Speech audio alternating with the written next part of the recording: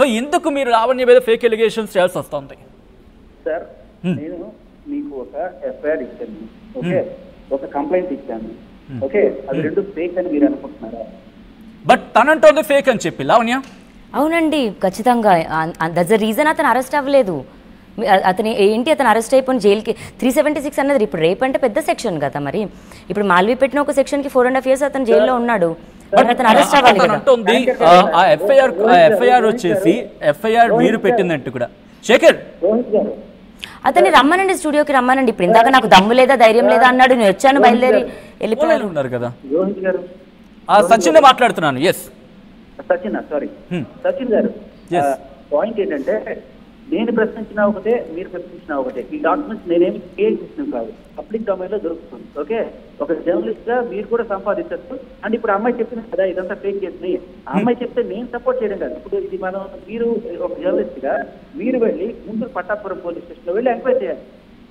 కానీ ఎఫ్ఐఆర్ కి సంబంధించి అదే అడుగుతున్నా. తనంటుంది ఏంటంటే ఆ FIR copy that is an allegation on me. వింటున్నారా నా మాట? ఐ థింక్ ఒక్కసారి కొంచెం కాస్త శేఖర్ భాష ఆడియో పెంచే ప్రయత్నించండి. పీసీఆర్ ఏమి చేయట్లేదు సార్, నేను ఎలిగేషన్స్ ఏమి చేయట్లేదు. సో నేను ఉన్నది మీడియా రావడం అది కూడా తప్పు అయిపోతే దాంట్లో కూడా నా నోట్ వచ్చేసే ప్రయత్నం జరుగుతుంది. రకరకాలుగా నన్ను భయపెట్టే ప్రయత్నం చేస్తున్నారు, కేసులను చేస్తారనో లేకపోతే క్యారెక్టర్ చేస్తున్నాం, ఇంకా రకరకాలుగా మాట్లాడుతున్నారు. బట్ ఏదైతే సరే నేను తీసుకొచ్చి మీ ముందు కొన్ని ఆధారాలు పెట్టాను. అవి ఫేక్ కాదు, అది పబ్లిక్ డొమైన్ లో గవర్నమెంట్ లో మీరు కూడా తీసుకోరు, అది ఫేక్ కాదు.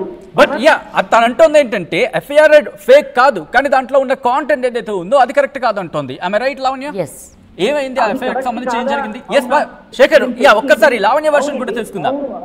కాదండి, నాకు ఈ వాయిస్ ఒక క్లారిటీ లేదు చెప్పేది ఏంటంటే, నేను ఇచ్చిన నాకు దొరికిన ఎఫ్ఐఆర్ గురించి నేను మాట్లాడాను. అది కరెక్టా కదా, అది చెప్పుకునే హక్కు ఆవిడకి ఉంది. అది ఆవిడ చెప్పింది కరెక్టా కదా వెరిఫై చేసుకునే హక్కు మీకు ఉంది, నాకు ఉంది ఒక జర్నలిస్ట్ గా. చూడండి, ఇప్పుడు ఈ రోజు చెప్పింది ఆవిడ ఇది నా రైట్ కాదు, ఓకే గుడ్, ఇది అసలు నేను కేసే పెట్టలేదు, గుడ్, మస్తం సాయి ఇదయ్యాడు, లేకపోతే మస్తం సాయి నాకు ఏంటి ఫైన్, మంచిది. సో ఇది చెప్పినంత మాత్రం రైట్ అయిపోదు, చెప్పినంత మాత్రం తప్పు అయిపోదు. మనం దీని ఫర్దర్ ఇన్వెస్టిగేషన్ చేసి గుంటూరు పట్టాపురం పోలీసులో ఏం జరిగింది, ఆ సీసీటీవీ ఫుటేజ్ లేకపోతే ఇంకోటో ఆ పోలీస్ ఆఫీసర్నో ఎవరినో అడిగి మనం తెలుసుకోవాలి. ఇప్పుడు నేను తెచ్చిన డాక్యుమెంట్స్ అయితే ఫేక్ కాదు కదా, అదే నేను చెప్పేది. రైట్, అదే నేను అడుగుతున్నా. ఎఫ్ఐఆర్ నిజమా కాదా లావణ్య? ఇప్పుడు ఫేకా హిడనా అనడానికి ఫస్ట్ ఆఫ్ ఆల్ అతనికి అనవసరం. అండ్ మా లైఫ్ లో అంత సీక్రెట్ గా ఒక్క నిమిషం అతను మాట్లాడేటప్పుడు మీకు అనవసరం అన్నారు. బట్ మా లైఫ్ నేను మీడియాకి వచ్చి నా మొగుడు నా భర్త నా మెడలో 3 ముళ్ళు వేసిన నా మనిషి టాపిక్ డైవర్ట్ అవుతుంది. అనవసరం ఇక్కడే ఉండు. ఒక్క నిమిషం భాష డైవర్ట్ అవుతుంది.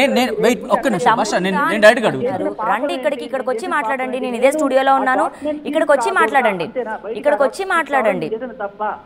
మీరు ఇక్కడికి వచ్చి మాట్లాడండి, నేను ప్రతి సమాధానం ఇస్తా. ఇక్కడికి వచ్చి మాట్లాడండి. మరి పని పాట లేనోడివి పని చూసుకో. సిగ్గు లేకుండా ఇప్పుడు ఒక ఆడపిల్లని ఏం మాట్లాడాలో తెలియకుండా మాట్లాడుతున్నావు. ఒక ఆడదానికి ఎలా పుట్టావు నువ్వు? ఇంకా మీరు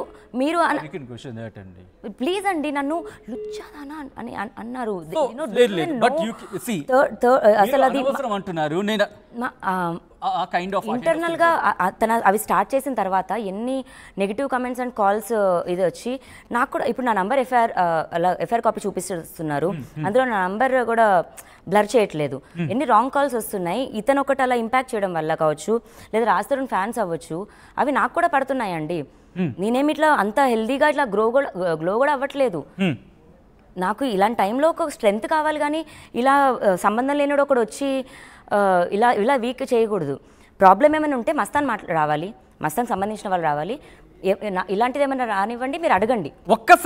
ఒక్కసారి ఈ మొత్తం అంశానికి సంబంధించి ఒక ఎఫ్ఐఆర్ కాపీ, ఈ ఎఫ్ఐఆర్ కాపీ చుట్టూనే జరుగుతోంది.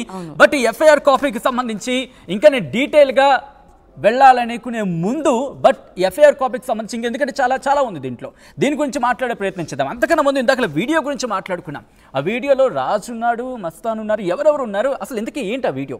సో అది సార్ ఆ వీడియో ప్లే చేద్దాం, మరి ఒక్కసారి చూద్దాం. ఆ వీడియోని చూసిన తర్వాత మళ్ళీ మీ దగ్గరికి వస్తాను. ఆ తర్వాత ఎఫ్ఐఆర్కి సంబంధించి కూడా మాట్లాడుకునే ప్రయత్నం. ఒక్కసారి ఆ వీడియోకి సంబంధించి మరి ఒక్కసారి చూసే ప్రయత్నం చేద్దాం. ఆ వీడియోలో ఇటు లావణ్య అలాగే ఇంకా 2-3 కనిపిస్తున్నారు, ఒక వాయిస్ కూడా వినిపిస్తోంది. ఏంటి ఆడియో, ఏంటి